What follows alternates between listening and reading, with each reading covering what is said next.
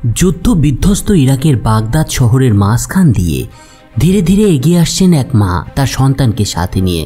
কিন্তু একটু পরেই মহিলা যখন তার ছেলের হাতে 2 কেজি 3 গ্রেনেডটা তুলে দেয়, তখন বোঝা যাচ্ছিল তিনি ভয়ানক কিছু একটা করতে চলেছেন।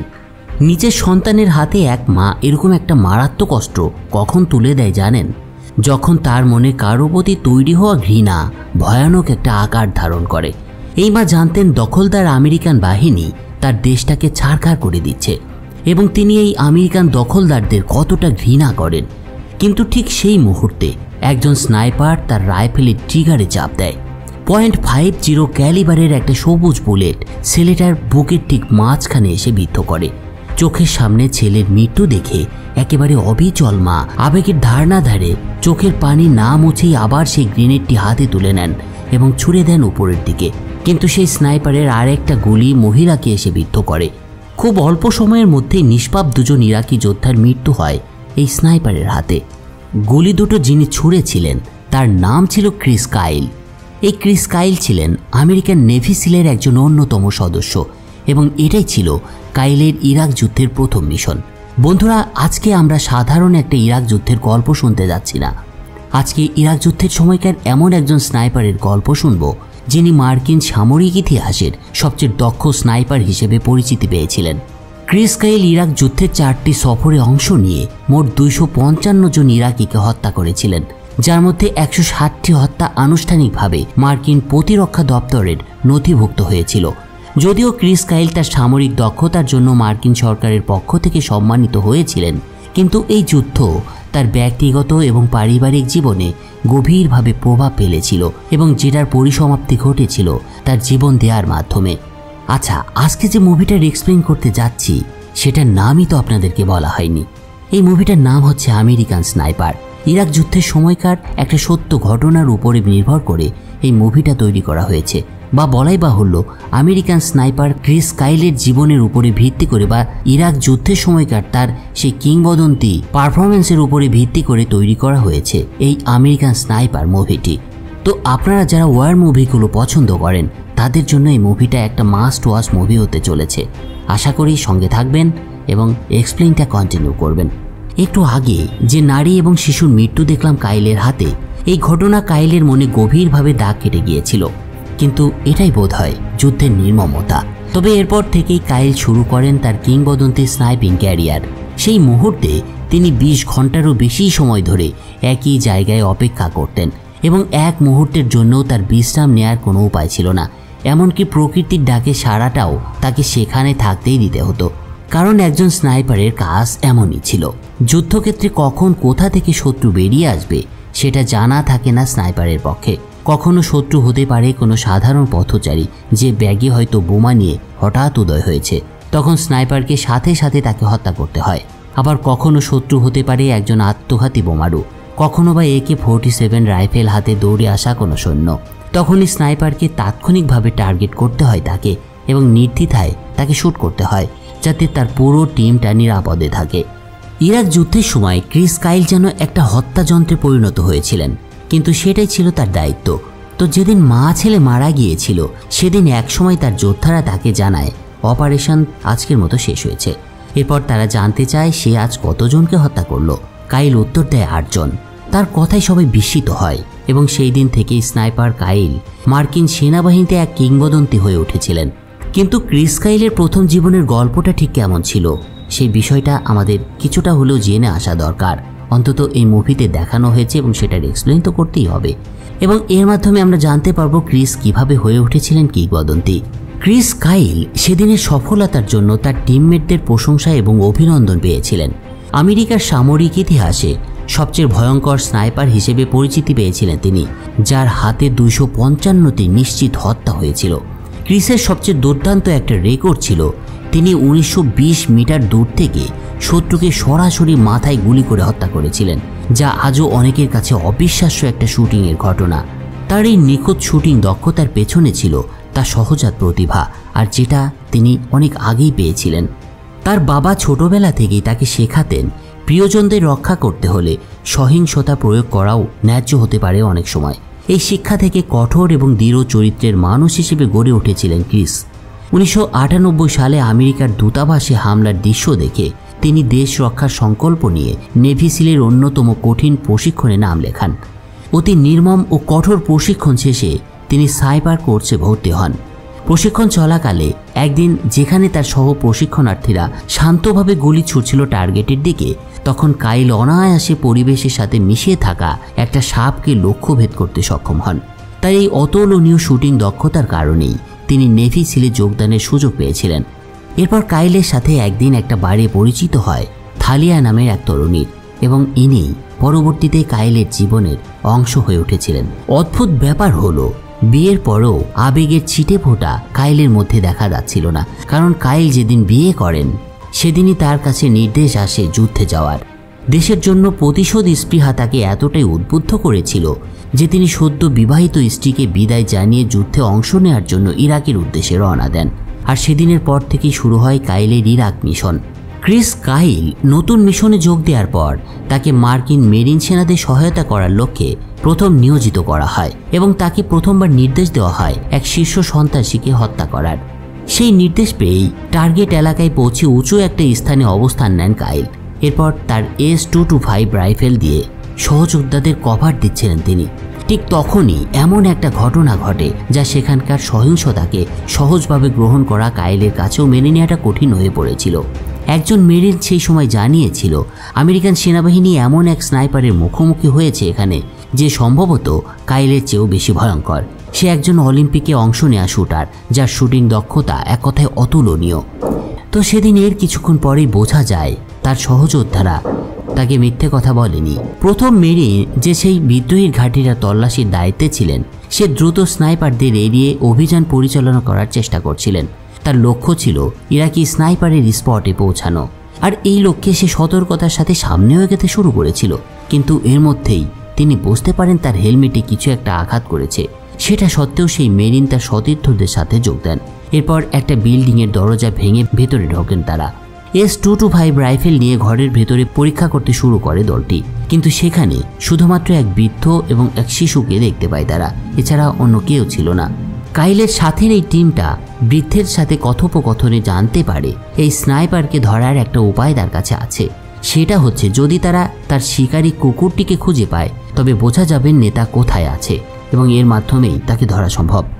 এই স্নাইপারের মাথার দাম ধরা হয়েছিল $1.5 লাখ। তাই আমেরিকান সেনাদের দেখেই সে বৃদ্ধ জানায় তাকে যদি এই $1.5 লাখ পুরস্কারের ব্যবস্থা তারা করে দিতে পারে তবে সে সেই স্নাইপার লিডারের ঠিকানাটা জোগাড় করে দিতে পারবে।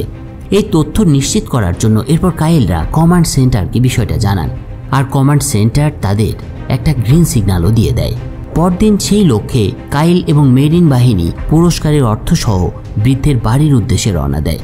গাড়ির মধ্যে কাইল যখন তার স্ত্রী থালিয়ার সঙ্গে ফোনে কথা বলছিল তখন এক ইরাকি স্নাইপার তাদের এই সাজোয়া যানের উপরে গুলি ছুটতে শুরু করে এবং একটা গাড়ির চালককে গুলি করে হত্যা করে। এরপর মুহুর্মুহু গুলি চলতে শুরু করে মার্কিন সেনাদের উপর, আর একসময় নিয়ন্ত্রণ হারিয়ে একটা গাড়ি ধ্বংসস্তূপের সঙ্গে ধাক্কা খেয়ে থেমে যায়। ফোনের অপর প্রান্তে থাকা থালিয়া গুলির শব্দ শুনে আতঙ্কে অস্থির হয়ে উঠেছিল। এদিকে পুরো মেরিন টিমকে সেখান থেকে দ্রুত সরে যেতে বলা হয়, কিন্তু ঠিক তখনই শত্রুর স্নাইপার মেশিন গান চালকের মাথায় নিখুঁতভাবে গুলি করে। একই সময় যে সৈন্য পুরস্কারের অর্থ বহন করছিল তাকেও গুলি করে হত্যা করা হয়। এই অবস্থায় এবং একের পর এক শত্রুপক্ষের সফলতায় কাইল তার দলের আরেকটা সদস্য সহ দ্রুত একটা বাড়ির ভেতরে আশ্রয় নেয়।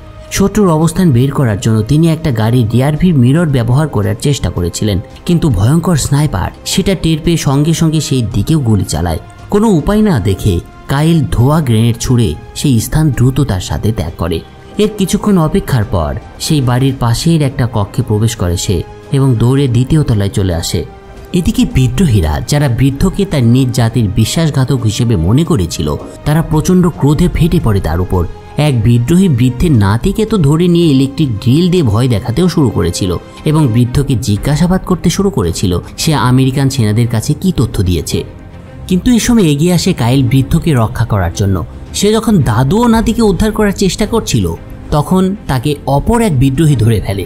শিশুটির আর্তনাদ শুনে কাইল বারবার বাইরে গুলি চালানোর চেষ্টা করলেও শত্রুর স্নাইপারের নিখুঁত নিশানা তাকে বারবারই বাধা দিচ্ছিল, আর শেষ পর্যন্ত শিশুটিকে এবং বৃদ্ধকে নৃশংসভাবে হত্যা করা হয়। এভাবে পুরো একটা আমেরিকান স্কোয়াড শত্রুর হাতে নির্মমভাবে পরাজিত হয়েছিল সেদিন। এই ব্যর্থতায় ক্রুদ্ধ কাইল রাগে ফেটে পড়েছিলেন এবং তার রাইফেল হাতে নিয়ে এই ঘটনার প্রতিশোধ নেওয়ার জন্য তিনি প্রতিজ্ঞা করেছিলেন। সেই মুহূর্ত থেকেই শত্রু স্নাইপার নেতা কাইলের মূল টার্গেটে পরিণত হয় অনেকটা অলিখিতভাবেই। আর এই ঘটনার মাধ্যমে কাইলের সাথে সেই ইরাকি স্নাইপারের মধ্যে একটা মনস্তাত্ত্বিক লড়াইয়েরও সূচনা ঘটে। হত্যা করতে পেরেছিল কিনা সেটা কিন্তু সময় সাপেক্ষ ব্যাপার, যেটা আমরা সামনে দেখব। এরপরে কি হয়েছিল? সেদিনের পরে কাইল প্রথমবারের মতো ছুটিতে আমেরিকায় ফিরে আসে। তাছাড়া তার স্ত্রী সন্তান সম্ভবাও ছিলেন। একদিন কাইলের স্ত্রী একটা পুত্র সন্তানের জন্ম দেয়, কিন্তু তাদের এই আনন্দ মুহূর্তের মধ্যেই ভেঙে চুরমার হয়ে যায় যখন টেলিভিশনে একটা সংবাদ কাইল দেখতে পায়। সংবাদে বলা হচ্ছিল সেই স্নাইপার লিডার একটা ভিডিও প্রকাশ করেছে যেখানে সে একজন মার্কিন সেনাকে গুলি করে হত্যা করেছে। সেই এটি মূলত সরাসরি ইন্টারনেটে ছড়িয়ে দিয়েছিল এবং বলাই বাহুল্য টেলিভিশনেও এটা সম্প্রচার করা হয়। এমন প্রকাশ্যে একটা ঘটনায় নিজেকে অপমানিত মনে করে কাইল। তাছাড়া সে ভাবে এটা তার প্রতি একটা চ্যালেঞ্জ এবং সেটা ছুড়ে দিয়েছে সেই স্নাইপার। ফলে পুরো বিষয়টা কাইল আর স্থির থাকতে পারে না এবং এটাকে সে ব্যক্তিগতভাবেই নেয়। তাই দেরি না করে আবারও কাইল ফিরে আসে ইরাকে। কিন্তু এবার তার টিম ছিল একটা কুইক রেসপন্স টিম, যাদের র্যাপিড অ্যাকশন টিমও বলা হতো। তাদের একমাত্র লক্ষ্য ছিল শত্রু স্নাইপার নেতাকে ধরা এবং তাকে হত্যা করা। একদিন রাতে তারা একটি নির্দিষ্ট গোয়েন্দা তথ্যের ভিত্তিতে একটা আবাসিক ভবনে অভিযান পরিচালনা করে। সেই ভবনে ঢোকার পর এরপর দলটি বাড়ির ভেতরে প্রবেশ করে এবং উপস্থিত সবাইকে নিয়ন্ত্রণে নেয়।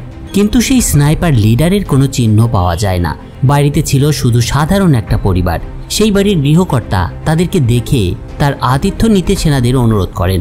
এই পরিবারটা তাদের জন্য সেদিন একটা বড় ভোজ সভার আয়োজন করেছিল।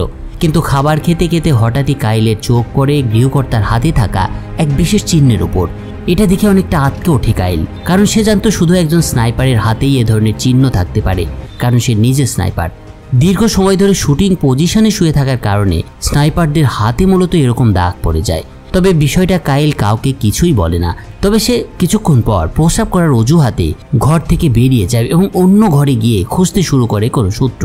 এবং খোঁজাখুঁজির এক পর্যায়ে হঠাৎ সে অনুভব করে মেঝের একটা ফাঁপা স্থানে কিছু একটা লুকিয়ে রাখা হয়েছে। ফলে সে সেই সন্দেহ থেকে কার্পেটটা সরিয়ে দেখতে পায় একটা লোহার পাতের দরজা। সেই দরজাটা সরালে সে তার ভেতর থেকে বিপুল পরিমাণে অস্ত্র এবং গুলিও খুঁজে পায়। এরপর বাড়ির কর্তাকে আটক করা হয় এবং তার কাছ থেকে জানতে চাওয়া হয় এগুলোর অর্থ কী। আমেরিকান বাহিনীর হুমকির মুখে গৃহকর্তা অবশেষে রাজি হয় স্নাইপার লিডারের আস্তানার সন্ধান সে জানে এবং সেটা তাদের সে দিতে পারবে। এরপর তারা একটা বিল্ডিংয়ের সামনে এসে দাঁড়ায়। মার্কিন সেনাদের বাইরে রেখে লোকটা সেই ভবনের একটা দরজায় কড়া নাড়ে। ঠিক তখনই দরজা খুলতে এক ইরাকি অ্যাসল্ট রাইফেল দিয়ে গুলি চালাতে শুরু করে তার উপরে। এই অবস্থায় হ্যান্ড গ্রেনেড ছুড়ে আড়াল করে সিল টিম ভবনের ভেতরে ঢুকে অভিযান পরিচালনা করতে শুরু করে। কিন্তু এর মধ্যেই সেই স্নাইপার একটা গোপন সুড়ঙ্গ দিয়ে পালিয়ে যায়। আর বিষয়টা বুঝতে পেরে মেরিন সেনারা সঙ্গে সঙ্গে তার পিছু নেয়। ওদিকে গুলির শব্দ শুনে শত্রুরা আশেপাশের ঘর থেকে বেরিয়ে পালানোর চেষ্টা করে, কিন্তু তুমুল প্রতিরোধের মুখে শুরু হয় তীব্র বন্দুকযুদ্ধ। এর মধ্যে দেখা যায় বাইরে থেকে এক বিদ্রোহী একটা রকেট লঞ্চার তাদের দিকে ফায়ার করেছে। আর ঠিক একই সময়ে শত্রু নেতা গাড়িতে উঠে পালানোরও প্রস্তুত নেয়। কিন্তু কাইল দ্রুত তার দিকে ধাওয়া শুরু করে এবং তার রাইফেল দিয়ে গুলি চালায় গাড়ির দিকে। কিন্তু ঠিক সেই সময়ই একটা ছন্দপতন ঘটে। এরপর এক ইরাকি নারী ফোন তুলে নেয় এবং তখনই জানা যায় তারা যার পেছনে ছুটছে সে আসল লিডার নয়, বরং একজন বডি ডাবল। এরকম একটা ব্যর্থ অপারেশনের পর বেশ কয়েকটা মাস পার হয়ে যায়। কাইল আবার ছুটিতে আমেরিকাতে ফিরে আসে। এবার তার স্ত্রী আর একটা কন্যা সন্তানের জন্ম দিয়েছে। কিন্তু এই খুশির মুহূর্তেও তাকে খুশি করতে পারছিল না কোনো কিছুই। সে আর স্বাভাবিক জীবনে মানিয়ে নিতে পারছিল না নিজেকে। দীর্ঘ যুদ্ধের অভিজ্ঞতা তাকে বদলে দিয়েছিল আর সে হয়ে উঠেছিল খিটখিটে স্বভাবের একজন মানুষ। তার স্ত্রী কাইলের এই পরিবর্তন মেনে নিতে পারছিলেন না। এরপর কাইল তৃতীয়বারের মতো ইরাক যুদ্ধে ফিরে আসে। এরপর একটা অভিযানের সময় তার দীর্ঘদিনের সঙ্গী বিগার এক আততায়ী স্নাইপারের গুলিতে মারা যায়। চোখের সামনে বন্ধুকে মরতে দেখে কাইল বুঝতে পারে সেই নেতা আসলে এখনো বেঁচে আছে এবং সে ইচ্ছাকৃতভাবেই কাইলকে চ্যালেঞ্জ ছুড়ে দিচ্ছে। এদিকে সিল বাহিনীর সদস্যরা অন্য একটা হামলা একদিন পরিচালনা করে। তারা হঠাৎ একটা সবুজ গাড়ির তীব্র গতিতে তাদের দিকে এগিয়ে আসতে দেখে। এ সময় এক বিদ্রোহী শত্রু রকেট লঞ্চার নিয়ে তাদের উপরে হামলা চালায়। যদিও সিল টিম তার পেছনে ধাওয়া করেছিল এবং একটা বিল্ডিংয়ে প্রবেশও করেছিল, কিন্তু সেখানে তল্লাশি করে কিছুই পাওয়া যায় না। তবে এই ব্যাপারটাতে কাইল অনেকটা অধৈর্য হয়ে পড়েছিল, আর তার এই কারণের জন্য আবার একটা বিপদ ডেকে আন সবার উদ্দেশ্যে। তাড়াহুড়া করার কারণে বেশ কয়েকজন সহকর্মী মারা যায় তার। ফলে আরও একটা বিপর্যয়ের পর কাইল এবার তার মৃত সঙ্গীতের সাথে দেশে ফিরে আসে। এটা ছিল কাইলের তৃতীয়বারের মতো স্বদেশে প্রত্যাবর্তন। সহযোদ্ধাদের অন্ত্যেষ্টিক্রিয়ায় অংশ নেওয়ার পর তার স্ত্রী থালিয়া তাকে দুটি কঠিন সিদ্ধান্তের সামনে দাঁড় করিয়ে দিয়েছিল। কাইলের স্ত্রী বুঝতে পারছিল কাইলের মানসিক অবস্থা দিনে দিনে খারাপ হচ্ছে। সেও এতদিন কাইলের আচরণে অনেকটা বিরক্ত হয়ে পড়েছিল। তাই সে কাইলকে চয়েস করার জন্য দুটো অপশন দেয়। এর একটা হলো কাইল চাইলে তাকে ডিভোর্স দিতে পারে, আর না হলে তাকে সেনাবাহিনী থেকে অবসর নিতে হবে। কিন্তু কাইলের মনে তখনও ছিল দেশ সেবা এবং কমরেডদের হত্যার প্রতিশোধ নেওয়ার তীব্র একটা আকাঙ্ক্ষা। তাই সে স্ত্রীর কথা বাদ দিয়ে আবারও যুদ্ধক্ষেত্রে ফিরে যায়। ইরাক যুদ্ধের এই চতুর্থ জার্নিতে কাইল ছিল অনেকটাই বেপরোয়া। একদিন অপারেশন চালানোর সময় এক ইরাকি রকেট লঞ্চার হাতে নিয়ে হামভির দিকে তাক করেছিল। কিন্তু কাইল দ্রুত তার স্নাইপার রাইফেল হাতে নেয় এবং নিখুঁত শটে সেই বিদ্রোহীকে হত্যা করে। কিন্তু ঠিক সেই সময় এক শিশু দ্রুত দৌড়ে এসে একটা রকেট লঞ্চার তুলে নেয়, আর আতঙ্কিত কাইল দেখতে পায় সেটা তোলার জন্য আপ্রাণ চেষ্টা করছে। ঠিক যখন সে ছেলেটির দিকে ট্রিগার টানতে যাচ্ছিল তখন ছেলেটি লঞ্চারটা ছেলে দিয়ে পালিয়ে যায়। এরপর কাইলকে আর একটা কঠিন মিশনে পাঠানো হয়। যুদ্ধের সেই সময়টাতে ইরাকের মার্কিন প্রকৌশলীরা একটা সুরক্ষিত প্রাচীর নির্মাণ করছিল একটা জায়গায়, কিন্তু তারা সেখানে এক স্নাইপারের বাধার সম্মুখীন হচ্ছিল। তাদেরকে একে একে হত্যা করছিল সে। কাইলের কাজ হয় সেই স্নাইপারকে চিহ্নিত করে হত্যা করা। এই পরিস্থিতিতে কাইল তখনই বুঝতে পারে এই স্নাইপার আসলে তারই টার্গেট, সেই স্নাইপার লিডার। পুরো প্রস্তুতি শেষ করে কাইল একসময় সেই এলাকায় গিয়ে পজিশন নেয়। এ সময় সে দেখতে পায় একজন মার্কিন প্রকৌশলী আতঙ্কিত অবস্থায় আছে, কারণ সে জানতো যে কোনো মুহূর্তে তার উপরে গুলি আসতে পারে এবং সে মারা যেতে পারে। এরপর কাইল একটা বিল্ডিং এর ছাদ দিয়ে উঠে আশেপাশের এলাকা পর্যবেক্ষণ করে কাইল তার রেঞ্জ ফাইন্ডার টেলিস্কোপ দিয়ে লক্ষ্য স্থির করে এবং অবশেষে সে তার কাঙ্ক্ষিত টার্গেটকে খুঁজে পায়। কাইল বুঝতে পারে সেই স্নাইপার লিডার তার থেকে 1920 মিটার দূরের একটা জায়গায় অবস্থান করছে, মানে প্রায় 2 মাইল দূরে। কাইল যখন তার দিকে গুলি ছুটতে যাবে তখন তার সহযোদ্ধারা তাকে সতর্ক করে দেয় এবং বলে এত দূরত্ব থেকে গুলি করা প্রচণ্ড ঝুঁকিপূর্ণ। তাছাড়া তারা শত্রু এলাকায় রয়েছে, তাই কোনো ভুল হলে এখান থেকে পালানো কঠিন হয়ে যাবে। কিন্তু কাইল তাদের কথায় কোনো কান দেয় না, কারণ সে প্রতিশোধ নেয়ার নেশায় একেবারে বোধ হয়েছিল এবং তার জন্য এটা একেবারে একটা মোক্ষম সুযোগ ছিল। তবে এর মধ্যে কুইক রেসপন্স ফোর্সকেও খবর দেওয়া হয়েছিল এবং তাদের পৌঁছাতে 20 মিনিট লাগবে এরকম একটা অবস্থা ছিল। তো কিছুক্ষণ চিন্তা করার পর কাইল অবশেষে সাহসের সঙ্গে ট্রিগারটা টেনে দেয়। সেই ভৌতিক স্নাইপার যিনি এতদিন মার্কিন সেনাদের আতঙ্কে রেখেছিলেন, মাথায় গুলি খেয়ে মৃত্যুবরণ করে সে। কিন্তু কাইলের এই গুলির শব্দে পুরো এলাকা সজাগ হয়ে ওঠে। শত্রুরা হামলা চালিয়ে দেয় তাদের উপরে এবং আবারও দুই পক্ষের মধ্যে শুরু হয় ভয়ানক যুদ্ধ। সিল বাহিনীর সদস্যরা দ্রুত ছাদে উঠে বিভিন্ন শত্রুর মোকাবেলা করতে থাকে, কিন্তু দেখা যায় শত্রুর সংখ্যা কমই বাড়ছে। কিন্তু এদিকে এদের গুলির মজুদও কমে আসছিল। তাই দল নেতা সিদ্ধান্ত নেয় শত্রুর হাতে ধরা পড়ার চেয়ে হেলিকপ্টারের মাধ্যমে নিরাপদে সরিয়ে নেয় ভালো তাদের। সেই মুহূর্তে কাইল তার স্ত্রীকে শেষবারের মতো ফোন করে, আর ঠিক তখনই কোবরা অ্যাটাক হেলিকপ্টার এসে পৌঁছায় তাদের কাছে। কিন্তু প্রচণ্ড ধূলিঝড়ের কারণে তার নিক্ষিপ্ত রকেট ভুল জায়গায় আঘাত হানে। এদিকে বিশাল ধূলিঝড় পুরো এলাকাকে ঢেকে ফেলেছিল, আর শেষ পর্যন্ত কুইক রেসপন্স ফোর্স সঠিক সময়ে এসে সিল বাহিনীকে উদ্ধার করতে সক্ষম হয়। এই অপারেশনটা ছিল কাইলের জীবনের একেবারে শেষ অপারেশন। যুদ্ধ থেকে স্বাভাবিকভাবেই কাইল ফিরে আসে মার্কিন ভূখণ্ডে। আমেরিকাতে ফিরে আসার পর কাইল শুধু পোস্ট ট্রমাটিক স্ট্রেস ডিসঅর্ডার বা পিটিএসডি থেকেই মুক্তি পায়নি, বরং যেসব সৈন্যরা একই সমস্যায় ভুগছিল তাদের জন্য বিশেষ পুনর্বাসন কার্যক্রমেও তিনি অংশ নিয়েছিলেন। কিন্তু এরকমই একটা দিন তার এই কর্মকাণ্ডগুলোই তার জীবনের পরিসমাপ্তি ঘটিয়ে দেয়। একজন পোস্ট পিটিএসডি তার জীবনের কাল হয়ে দাঁড়ায়। একদিন তার বাড়িতে আসে এরকম একজন পোস্ট ট্রমাটিক লোক, যিনি ইরাক থেকে সম্প্রতি ফিরেছিলেন। সেদিন সে কাইলের সাথে তার বাড়িতে দেখা করতে এসেছিল, আর সেদিনই সেই সোলজারটা কাইলকে গুলি করে তার বাড়ির সামনে হত্যা করে। আর একই সাথে জীবনাবসান ঘটে এই কিংবদন্তি স্নাইপারের। আর একই সাথে শেষ হয় আমাদের আজকের মুভির গল্প। বন্ধুরা, এটাকে গল্প না বলে একটা বায়োগ্রাফিক্যাল মুভি বলতে পারেন। তো যাই হোক, কেমন লাগলো আমেরিকান স্নাইপারের গল্প সেটা কমেন্টে জানাতে ভুলবেন না। ফিরছি অন্য কোনো একদিন, সে পর্যন্ত সবাই ভালো থাকুন। টাটা।